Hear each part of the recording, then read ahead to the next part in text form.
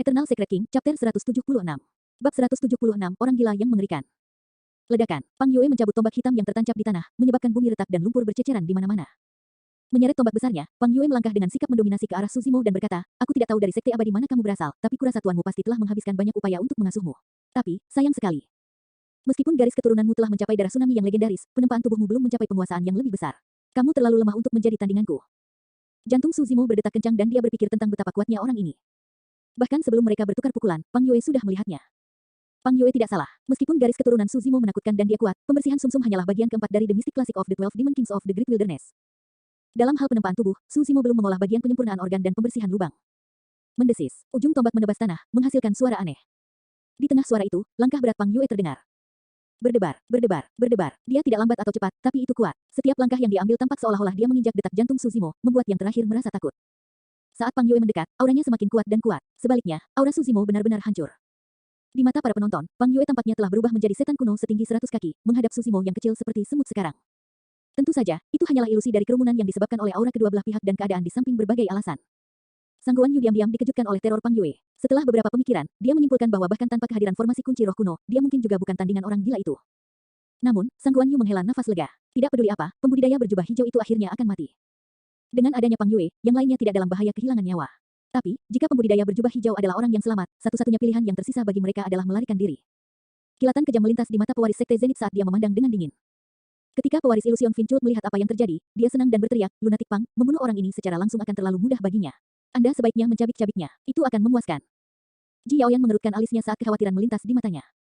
Dia adalah yang paling jelas tentang metode dan kemampuan Pang Yue. Melalui sejarah ahli waris sekte iblis, kekuatannya menduduki peringkat teratas. Kalau tidak, dia tidak akan disebut orang gila. Melihat Pang Yue berjalan mendekat, Suzimo tiba-tiba menyadari sesuatu. Meskipun apa yang dikatakan Pang Yue benar, fakta bahwa dia memilih untuk mengatakannya saat ini adalah bentuk perang mental. Jika Suzimo merasa bahwa dia lebih rendah dari Pang Yue, auranya pasti akan melemah dan dia akan kehilangan inisiatif. Setelah menyadari hal ini, Suzimo mencari cara untuk keluar dari situasi tersebut. Haha, Pang Yue tidak bermaksud memberi Suzimo kesempatan untuk memulai. Ketika dia mendekati Suzimo, dia mengangkat tombak hitam pekatnya dan menghancurkannya seperti cambuk baja, menyebabkan angin melolong dengan menakjubkan. Suzimo bahkan tidak memikirkannya dan segera menghindar. Kekuatan tombak itu terlalu kuat. Jika dia ingin mempertahankannya secara langsung, dia hanya akan terluka parah dan bahkan mungkin mati di tempat. Bisakah kamu menghindarinya? Tombak Pang Yue meleset dan menghantam tanah dengan keras, menyebabkan bumi retak. Di tengah asap yang mengepul, tombak hitam tebal menusuk keluar. Itu sangat stabil, seolah-olah itu bahkan bisa menembus langit. Mata Suzimo berbinar. Dia mengambil setengah langkah ke samping dan dengan paksa memutar posisinya dengan Claw Heaven Strike, menghindari ujung tombak yang tajam sambil menggunakan saber bulan dinginnya untuk menyerang bagian terlemah dari tombak. Suzimo tidak bisa tidak memuji dirinya sendiri secara internal untuk tebasan itu. Terlepas dari sudut, waktu, kekuatan, atau kombinasi dengan Claw Heaven Strike, gerakannya sempurna. Nyatanya, Suzimo memikirkan apa yang harus dilakukan dengan langkah ini nanti. Setelah bertabrakan dengan tombak, pedang bulan dingin miring ke samping dan mengiris tubuh tombak, memaksa Pang Yue untuk melepaskannya. Dengan begitu, Suzimo akan mengambil inisiatif dan mendapatkan keuntungan dengan senjata. Dentang, suara benturan logam bergema. Itu seperti yang dibayangkan Suzimo dan saber bulan dingin bertabrakan dengan keras pada tubuh tombak. Namun, ekspresinya berubah saat berikutnya ketika dia menyadari ada sesuatu yang salah. Suzimo merasakan gelombang kejut yang sangat mendominasi di tubuh tombaknya. Saat saber bulan dingin melakukan kontak dengannya, kejutan ditransmisikan kepadanya melalui pedang. Itu jebakan. Itu adalah cara yang sama Suzimo berurusan dengan pembunuh berwajah 1000 sebelumnya. Ini adalah pembukaan yang disengaja yang dibuat oleh Pang Yue. Berdengung, tombak itu bergetar dan Cold Moon Sabre dikirim terbang. Dengan telapak tangannya robek dan darah segar menetes, kartu truf Suzimo yang telah dia rancang sebelumnya kini tidak berguna. Haha, Pang Yue tertawa terbahak-bahak. Mengerahkan kekuatan ke lengannya, dia mengayunkan tombak secara horizontal tepat ke kepala Suzimo. Setelah pedang bulan dingin lepas dari tangannya, Suzimo menjadi sangat cepat dan berjongkok. Tombak hitam pekat menyapu udara. Namun, momentumnya tiba-tiba berubah dan berhenti tepat di atas kepala Suzimo sebelum membantingnya. Mendorong kakinya, Suzimo berguling ke samping dan nyaris menghindari pukulan fatal itu. Dia ditutupi dengan sedikit lumpur dan terlihat agak menyedihkan. Keduanya hanya bertukar beberapa gerakan. Namun, Suzimo telah lolos dari kematian beberapa kali. Jika dia sedikit lebih lambat, dia akan mati di tempat. Perbedaan kekuatan antara kedua belah pihak terlihat jelas. Di mata semua orang, Suzimo tidak memiliki peluang melawan Pang Yue dengan tombak hitamnya sekarang bahkan senjatanya pun hilang.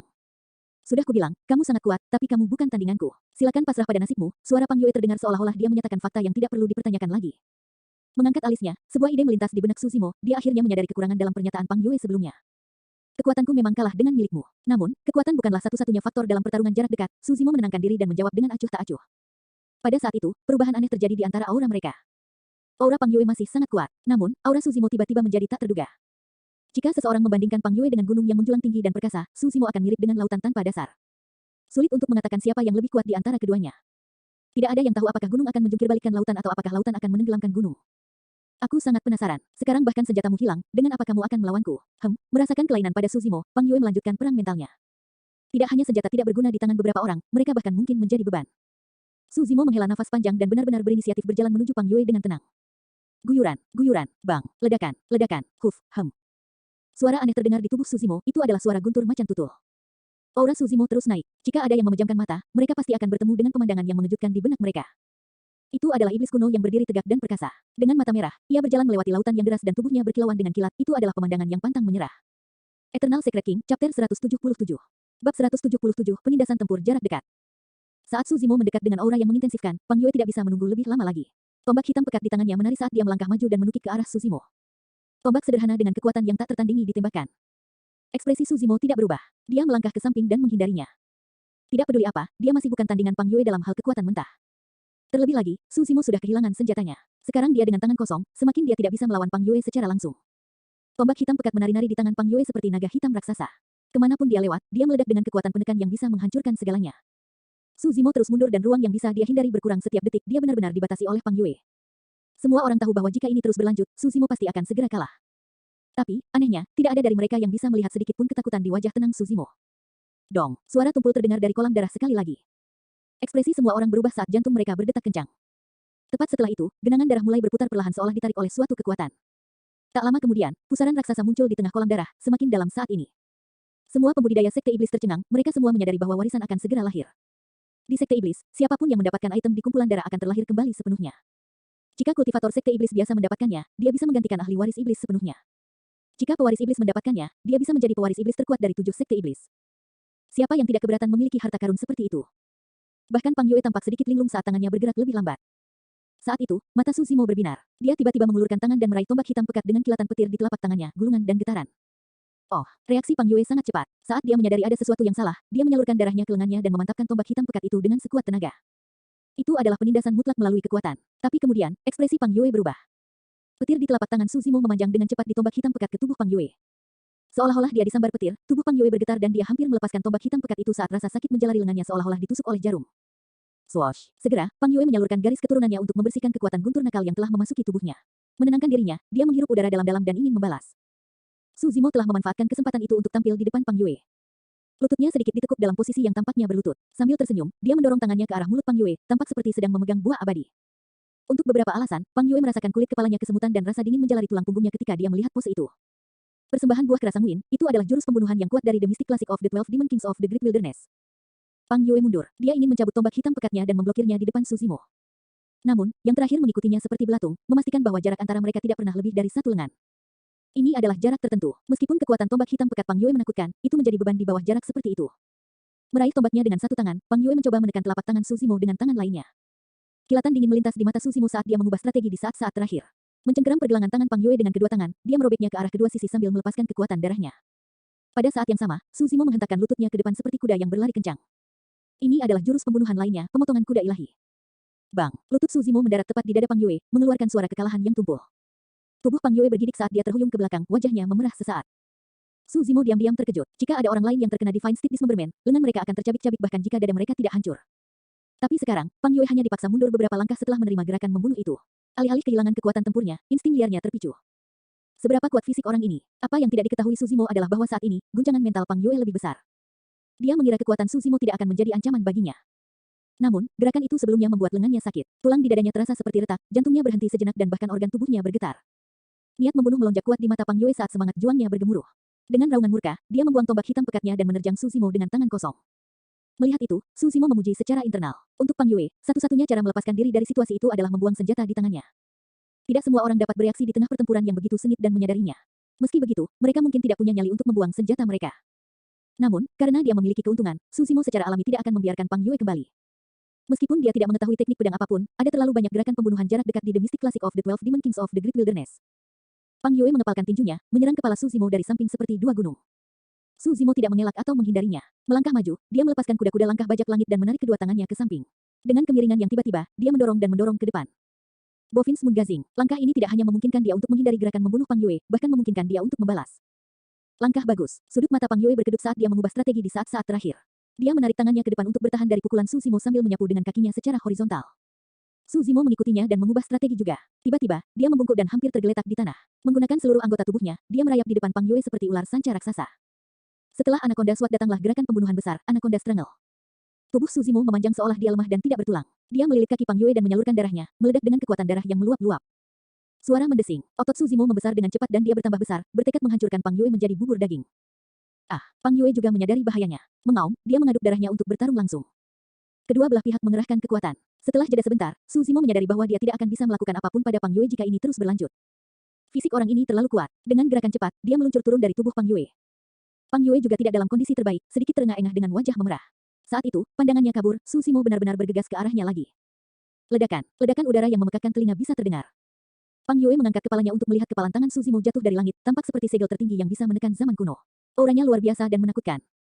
Menghirup udara dalam-dalam, Pang Yue mengangkat tangannya dan bertahan melawannya. Bang, tinju dan lengan bertabrakan, mengeluarkan suara yang bisa menggemeretakkan gigi seseorang. Kaki Pang Yue merosot ke tanah, membuatnya tampak lebih pendek dari Suzimo. Pertarungan jarak dekat terlalu intens dan berbahaya. Dengan perubahan cepat dalam gerakan mereka, keduanya bertarung dengan kecepatan kilat sehingga semua orang merasakan jantung mereka berdebar hanya dengan menonton. Penekanan. Lunatic Pang yang dianggap sebagai pewaris iblis nomor 1 dalam pertempuran jarak dekat sebenarnya ditekan oleh seorang kultivator berjubah hijau yang tidak dikenal. Eternal Secret King, Chapter 178. Bab 178, Kerangka di Peti Batu. Setelah segel tinju keras Sang Win, Suzimo tidak berhenti sama sekali dan mendorong ke depan melingkar seperti bola dengan kakinya sedikit ditekuk. Sesampainya di depan Pang Yue, tubuh Suzimo tiba-tiba terpental dan dia memukul dengan kedua tangannya, mengenai dagu Pang Yue dengan keras. Bang! Kepala Pang Yue diangkat saat darah menyembur ke matanya. Dengan gigi goyang, dia terhuyung mundur. Kembali ke pegunungan Changlang, Suzimo menghancurkan rahang dan leher seorang kultivator dengan persembahan buah keras sanguinis ini. Tapi sekarang, Pang Yue hanya kehilangan beberapa gigi. Suzimo bersandar dan menabrak kekuatan Pang Yue dengan kekuatan seluruh tubuhnya. Yang terakhir mendengus dan tubuh berototnya dikirim terbang. Ini tidak menyebabkan Suzimo berhenti. Dengan kilatan tubuhnya, dia mencengkeram pergelangan kaki Pang Yue dan mengerahkan kekuatan di lengannya. Menghembuskan napas dalam-dalam, Suzimo mengangkat seluruh tubuh Pang Yue dan membenturkannya dengan keras ke tanah. Ledakan. Kawah besar seukuran manusia terbentuk di tanah saat debu menyebar kemana-mana. Banyak pembudidaya sekte iblis tercengang saat mulut mereka berkedut tak terkendali. Ini adalah hasil yang tak seorang pun dari mereka harapkan. Semua orang tahu bahwa kekuatan Pang Yue jauh lebih unggul dibandingkan dengan Suzimo. Namun, satu kesalahan menyebabkan dia kehilangan inisiatif dan Suzimo melanjutkan combo hingga akhirnya kalah. Meskipun itu adalah pertukaran pukulan singkat, kedua belah pihak menampilkan teknik pertempuran jarak dekat yang sangat kuat. Dong, namun suara tumpul lainnya terdengar. Semua orang melihat ke arah suara itu. Perlahan-lahan, pupil mata mereka mengerut saat ekspresi mereka membeku. Di kolam darah tidak jauh dari sana, sebuah peti mati kuno diletakkan dengan tenang di dasar dan samar-samar terlihat dari pusaran. Ditempatkan di tengah, seolah menyatu dengan kolam renang. Ada banyak pola rahasia misterius dan esoterik yang terukir di permukaan peti mati batu. Namun, karena aliran darah yang konstan, sebagian besar tidak dapat dibedakan dan memiliki cahaya redup. Ada juga rantai besar melilit permukaan peti mati batu. Mereka semua tertutup karat dan sepertinya sudah lama berada di sana. Suara membosankan dari sebelumnya datang dari peti mati batu ini. Tiba-tiba, suara lain datang dari kolam darah. Retakan, retakan, retakan. Rantai di peti mati batu mulai retak dan hancur di bawah pengawasan semua orang. Dengan dentuman keras, tutup peti mati terangkat dengan kekuatan yang luar biasa. Suara tumpul di peti mati batu menjadi lebih jelas. Dong, dong, dong, seolah-olah seseorang memukul genderang langit dengan dalam dan kuat. Semua orang fokus dan terengah-engah. Sesosok berbaring di peti mati batu. Tepatnya, itu adalah kerangka. Namun, ada hati merah yang mengerikan di dada kerangka itu dan itu berdetak dengan sangat kuat. Dong, dong, dong, suara tumpul sebenarnya adalah detak jantung. Banyak pembudidaya sekte iblis sangat ketakutan sehingga mereka bahkan lupa bernapas. Suzimo menyadari ini tidak terduga. Paling tidak, kerangka di hadapannya pasti tidak dalam perhitungan dari banyak pembudidaya sekte iblis yang hadir. Dia tidak punya waktu untuk memikirkan Pang Yue yang terbaring di lubang besar. Dalam sekejap, dia muncul di samping Demones Ji dan berbisik, cepat dan pergi. Ada yang tidak beres. Wajah Demones Ji pucat pasi saat ini. Ekspresi ketakutan berkedip di matanya saat dia bergumam, mungkin sudah terlambat. Suzimo merasakan sesuatu dan mengikuti tatapan Demones Ji ke arah kolam darah sekali lagi. Hanya dalam waktu sesingkat itu, darah di kolam terkuras lebih dari setengahnya setelah mengalir ke peti mati batu. Adapun kerangka di peti mati batu, tubuhnya sudah memiliki lapisan daging dan darah. Meskipun tipis dan tembus cahaya, ia tumbuh dengan kecepatan yang terlihat dengan mata telanjang. Suzimo menyipitkan pandangannya saat pikiran yang tak terhitung jumlahnya melintas di benaknya. Reinkarnasi, atau apakah kerangka itu tidak mati sejak awal? Siapa dia? Pada saat ini, Suzimo tiba-tiba menyadari bahwa dia tidak dapat menggerakkan kakinya, seolah-olah dia sedang ditahan oleh kekuatan yang tidak terlihat. Menyapu pandangannya, dia menyadari bahwa itu sama untuk banyak pembudidaya sekte iblis yang hadir, mereka semua terpaku di tempat. Tiba-tiba, kerangka di peti mati batu duduk. Lubang hitam di mana matanya bersinar dengan sinar merah yang menyeramkan saat ia membuka mulutnya dan menghasilkan serangkaian nada, karena, kamu, di sini, jangan, pergi lagi. Karena tidak memiliki lidah, pengucapan kerangka itu tidak jelas. Namun, semua orang samar-samar bisa melihat apa yang dikatakannya. Tanpa peringatan apapun, kelompok pembudidaya yang paling dekat dengan kolam darah terbang di udara menuju peti mati batu di kolam darah secara bersamaan seolah-olah mereka ditarik oleh sesuatu. Mata mereka dipenuhi ketakutan. Orang-orang itu berjuang mati-matian di udara, ingin menjauh dari peti mati batu, tetapi tidak berhasil. Beberapa dari mereka memiliki keputusasaan di mata mereka saat mereka meraung dan mengangkat senjata, menusuk kerangka di peti mati batu.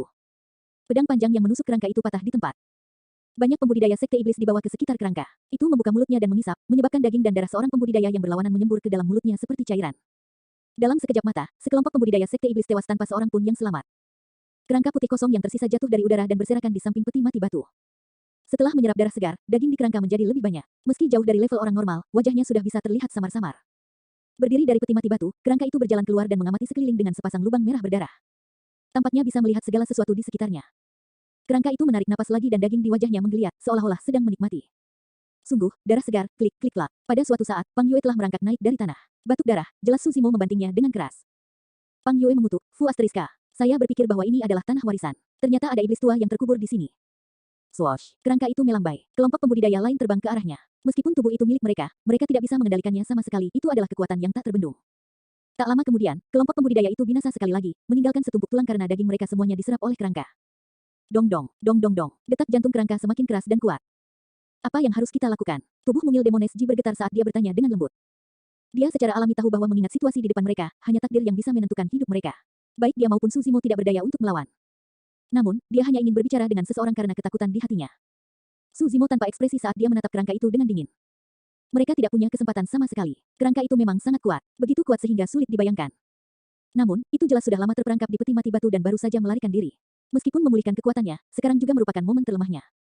Selama dia bisa menemukan kelemahannya, mereka mungkin bisa mendapatkan sepotong kehidupan. Pada saat ini, kerangka itu melambai lagi. Sekitar 10 pembudidaya terbang menuju kerangka itu. Su Zimo dan Demones Ji ada di antara grup. Eternal Secret King, Chapter 179. Bab 179, Bunuh Petir. Su Zimo dan Demones Ji terbang menuju kerangka, ditarik oleh kekuatan tak terlihat. Dalam proses singkat, Su Zimo bisa merasakan garis keturunannya bergerak seolah-olah hendak diekstraksi. Penggarap sekte iblis lainnya tidak menyerah. Beberapa meronta dan memohon, beberapa berteriak histeris sementara yang lain mengangkat senjata dan menebas kerangka itu dengan liar. Namun, kerangka itu masih utuh dan tidak ada luka sama sekali. Selama dia membuka mulutnya dan menghisapnya, daging pembudidaya di ujung yang lain akan berubah menjadi genangan darah dan mengalir ke mulutnya. Itu memelihara daging di kerangka dan detak jantungnya semakin kuat. Tak lama kemudian, giliran Su Zimo dan Demones Ji. Kerangka itu berbalik dan menghadapi mereka berdua. Lubang di matanya bersinar dengan cahaya merah haus darah dan dipenuhi dengan kegembiraan. Wajah Demones Ji pucat pasi dan matanya dipenuhi keputusasaan. Set, set, set. Saat itu, Su Zimo tiba-tiba menarik napas dalam-dalam, menyebabkan aliran udara yang sangat besar mengalir ke paru-parunya dengan fanatik. Itu mirip dengan anakonda yang melahap matahari dan bulan, mencoba berubah menjadi naga dan terbang melintasi langit.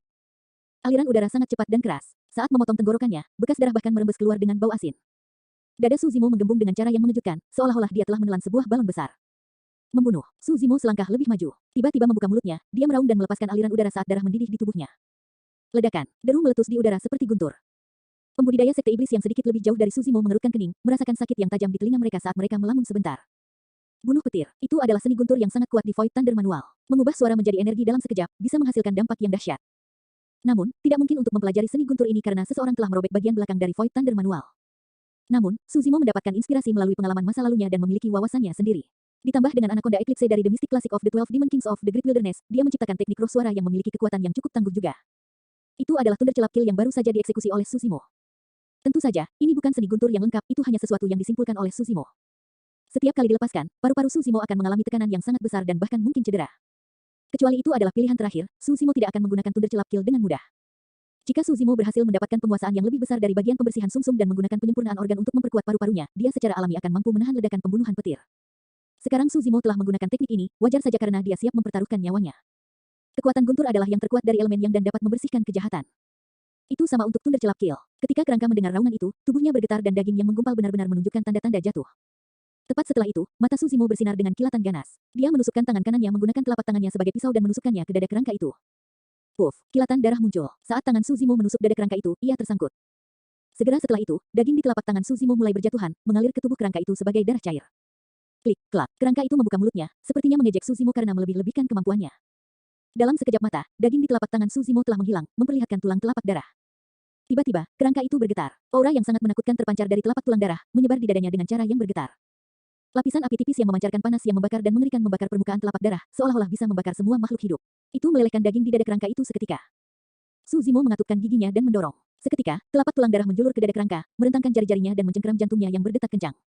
Pada saat itu, Su Zimo dan kerangka itu bergetar bersamaan dan berhenti bergerak seketika. Seluruh dunia tampaknya telah membeku. Su Zimo meremas telapak tangannya dan jantungnya meledak.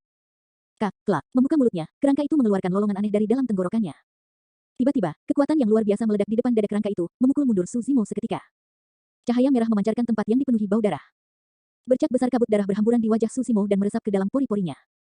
Dalam sekejap mata, dia berlumuran darah dan tubuhnya membengkak dengan cara yang menakutkan, seolah-olah dia adalah seorang Vin Celestial yang baru saja keluar dari neraka. Ah, garis keturunan yang sangat kuat melonjak ke tubuhnya. Merasa seolah-olah tubuhnya akan meledak, Susimo mau tidak mau mengaum ke langit. Saat dia membuka mulutnya, cahaya optimis yang kaya dan murni memuntahkan, memancarkan fluktuasi garis keturunannya yang kuat dan mendominasi. Setelah melihat ini, mata para pembudidaya sekte iblis yang tersisa terbakar. Tidak ada yang tahu apa yang sebenarnya terjadi pada kerangka itu atau bagaimana Susimo berhasil menembus dadanya dan menimbulkan kerusakan serius. Namun, semua orang tahu bahwa lebih dari separuh esensi darah kerangka itu telah melonjak ke dalam tubuh Susimo. Itu adalah peluang besar. Dengan esensi garis keturunan murni seperti itu, siapapun yang hadir akan dapat mencapai alam darah tsunami. Adapun Susimo yang telah mencapai darah tsunami, level apa yang akan dia capai dengan kesempatan ini? Perubahan macam apa yang akan terjadi pada garis keturunannya? Segera setelah itu, ekspresi para pembudidaya sekte iblis berubah lagi, ada yang tidak beres. Saat ini, tubuh Susimo dipenuhi dengan garis keturunan yang tebal sehingga akan meledak. Garis-garis darah muncul di kulitnya dengan cara yang mengerikan. Ekspresi kasihan melintas di mata Pang Yue. Ini memang kesempatan besar.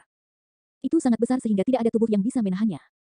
Dari sudut pandangnya, nasib Susimo telah diputuskan, dia akan meledak karena garis keturunan yang kaya, tanpa meninggalkan mayat. Ah, kerangka itu mengeluarkan geraman rendah dan lubang di matanya memancarkan cahaya dingin. Itu membuka mulutnya dan mengeluarkan serangkaian kata, aku akan membuat kalian mati bersamaku. Bang, ledakan, ledakan. Tanah bergetar hebat saat retakan mulai muncul, menyebar ke segala arah dengan cepat. Dinding di sekitar mereka runtuh saat batu-batu besar yang tak terhitung jumlahnya jatuh dan menutupi langit. Penggarap sekte iblis ketakutan saat mereka melarikan diri ke segala arah. Karena energi roh mereka terkunci, mereka pasti akan mati jika terkubur oleh batu-batu besar, tidak ada dari mereka yang memiliki kekuatan untuk menahan dampaknya. Demones Ji ingin melarikan diri tetapi ketika dia melihat penampilan menyedihkan Susimo, dia sedikit ragu. Tidak peduli apa, dialah yang membawanya ke sini. Dia adalah korban yang tidak bersalah atas bencana ini. Selain itu, Susimo memang menepati janjinya dan memastikan keselamatannya selama perjalanan. Pada saat itu, jika Susimo tidak melakukan serangan balik, dia mungkin akan berakhir sebagai makanan untuk kerangka seperti pembudidaya sekte iblis lainnya. Dengan keraguan saat itu, Demones Ji kehilangan kesempatan terakhirnya untuk melarikan diri. Eternal Secret King, Chapter 180.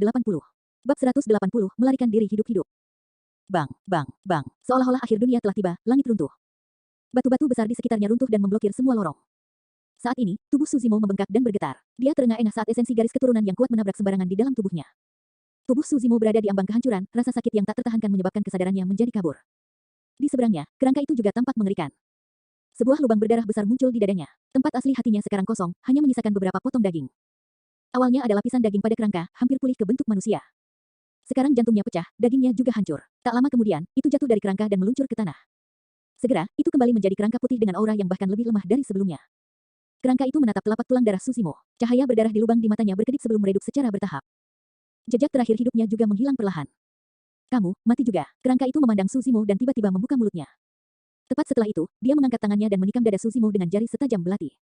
Jika serangan itu terjadi, tidak perlu menunggu terkubur oleh batu-batu besar yang tak terhitung jumlahnya. Hati penggarap pendirian yayasan pasti akan tertusuk sampai mati. Setelah melihat itu, ekspresi Demones Ji berubah tetapi dia tidak menghentikannya. Apapun yang terjadi, mereka tidak akan keluar dari tempat ini, tidak ada perbedaan antara mati lebih awal atau lebih lambat. Meski kesadaran Susimo kabur, persepsi rohnya masih ada. Dia merasakan bahaya yang kuat. Secara naluriah, dia mengelak ke samping. Susimo tidak punya waktu untuk bereaksi, itu murni karena naluri. Puff, telapak kerangka itu menembus dada Susimo seperti pisau tajam, muncul dari punggungnya yang dipenuhi darah. Telapak tangan itu ditujukan untuk menghancurkan hati Susimo. Namun, karena penghindaran itu, ia menembus bagian tengah dada Susimo, menyentuh jantungnya. Serangan semburan itu tampaknya telah menghabiskan kekuatan terakhir kerangka itu. Merasakan rasa sakit yang tajam di dadanya, Susimo meninju dengan santai dan menerbangkan kerangka itu, menyebabkannya jatuh ke puing-puing. Kerangka itu tetap tidak bergerak, seolah-olah sudah mati. Lubang di wajahnya gelap gulita. Dalam sekejap mata, lapisan debu dan kerikil menutupi kerangka itu. Sing, semburan darah keluar dari dada Susimo dan berceceran di tanah. Itu memancarkan kilau kristal dan garis keturunannya kaya dan berkilauan. Sosok Susimo menyusut sedikit. Meskipun dia belum pulih ke keadaan semula, noda darah di tubuhnya berangsur-angsur memudar dan dia pulih perlahan. Oh, perubahan itu menarik perhatian Demones Ji. Sebenarnya, Susimo berada pada masa tersulitnya sebelumnya, garis keturunannya terlalu kuat dan tubuhnya tidak dapat menahannya. Itu setara dengan kekuatan dahsyat yang merajalela di tubuhnya dan tidak bisa dilepaskan. Alasan mengapa tubuh Susimo membengkak adalah karena tekanan di dalamnya terlalu besar, itu juga mengapa kulitnya pecah-pecah dengan bercak darah muncul. Jika dia tidak bisa mencerna kekuatan dari garis keturunan yang kaya itu, satu takdir menunggu Susimo, kematian melalui ledakan. Namun, serangan terakhir kerangka itu secara tidak sengaja telah menyelamatkan nyawa Susimo. Niatnya tentu saja untuk membunuh Susimo. Tanpa diduga, Susimo berhasil menghindari serangan fatal di jantungnya menggunakan persepsi rohnya. Meskipun lukanya serius dan luka di dadanya mengerikan dengan darah yang keluar, itu adalah jalan keluar bagi kekuatan garis keturunan di dalam untuk menyembur keluar. Karena itu membantunya menghindari krisis. Tentu saja, Susimo masih mempertahankan sebagian besar esensi garis keturunan di dalam tubuhnya. Namun, esensi garis keturunan itu tidak lagi menjadi ancaman bagi hidupnya. Itu adalah berkah tersembunyi. Terlalu banyak hal yang terjadi malam itu. Jika ada sedikit penyimpangan dalam rangkaian peristiwa, Susimo tidak hanya akan gagal mendapatkan kesempatan sebelum dia bahkan akan menemui bencana besar. Itu sama untuk situasi saat ini, Susimo dan Demones Ji belum keluar dari bahaya. Bang, ledakan, ledakan. Pegunungan di sekitarnya runtuh dan bayangan besar hancur, mereka akan terkubur tak lama lagi. Lorong keluar sudah diblokir. Terlepas dari kenyataan bahwa Suzimo terluka parah di bagian dada dan linglung serta lemah, bahkan jika dia dalam kondisi terbaiknya, dia mungkin tidak dapat melarikan diri. Saya minta maaf. Jejak kekhawatiran dan kebaikan yang langka dapat dilihat di mata Demoneschi saat dia berpura-pura santai dan tersenyum pada Suzimo. Retakan, retakan, retakan. Tanah di bawahnya berguncang saat retakan muncul dan memanjang. Kaki Suzimo melemah dan dia hampir jatuh ke salah satu celah. Sambil mengangkat bahu, dia mencoba yang terbaik untuk tetap terjaga. Dia melihat ke bawah ke celah yang gelap gulita dan tak berdasar, tidak tahu apa yang ada di bawahnya. Jika dia tidak berhati-hati dan jatuh, dia mungkin akan hancur menjadi bubur daging. Tiba-tiba, telinga Suzimo berkedut. Dia samar-samar bisa mendengar suara air mengalir dari kedalaman retakan. Setelah mengolah The Mystic Classic of the 12 Demon Kings of the Great Wilderness, pendengaran dan penglihatan Suzimo jauh lebih unggul dari orang normal. Dia hampir mencapai titik di mana dia bisa mendengarkan dunia. Desir, puncak gunung di atas kepala mereka jatuh di samping batu-batu besar yang tak terhitung jumlahnya, membawa serta debu yang menghalangi pandangan mereka dengan cara yang menakutkan. Demoneschi terlihat putus asa saat dia menutup matanya dan menghela nafas dengan lembut. Saat itu, dia merasakan seseorang menarik pergelangan tangannya. Terperangkap lengah, lututnya lemas dan dia dituntun. Tanpa sadar, dia membuka matanya dan melihat. Wajah Suzimo sangat pucat. Mencengkeram luka di dadanya dengan satu tangan, dia menggunakan tangan lainnya untuk meraihnya saat mereka tersandung ke peti mati batu tidak jauh dari sana. Cepat, masuk. Sesampainya di peti mati batu, Suzimo memimpin Demoneschi di depannya dan dengan teriakan, mendorongnya. Dia tertegun sejenak dan jatuh ke peti mati batu tanpa perlawanan. Suzimo melompat setelahnya, meraih tutup peti mati dari samping dan menariknya. Dengan bantingan, tutupnya tertutup rapat di atasnya. Sedikit cahaya terakhir menghilang. Itu gelap gulita di dalam peti mati batu. Bang, bang, bang. Hampir bersamaan dengan tutupnya ditutup, suara batu yang tak terhitung jumlahnya menabrak peti mati berdering, berat dan memekakkan telinga. Tidak banyak ruang di peti mati batu karena dirancang untuk satu orang. Sekarang mereka berdua ada di dalam, bersama dengan fakta bahwa tubuh Suzimo sedikit bengkak setelah menyerap esensi garis keturunan, rasanya sangat sesak. Perasaan aneh muncul di hati Demoneschi tapi dia tidak mengatakan apapun. Jika itu orang lain atau bahkan Suzimo sebelum mereka tiba di tempat ini, dia mungkin sudah membunuhnya di tempat. Tapi sekarang, Demoneschi tidak bergerak sedikit pun. Dia mengedipkan matanya dalam pemikiran yang mendalam. Jika Suzimo lebih lambat beberapa saat sebelumnya, mereka akan dihancurkan sampai mati oleh batu-batu besar di luar. Meski begitu, Suzimo memilih untuk membiarkannya masuk lebih dulu dan menanggung sendiri bahayanya. Saat memikirkan itu, kilatan lembut melintas di mata Demoneschi saat dia mengerutkan bibir merahnya.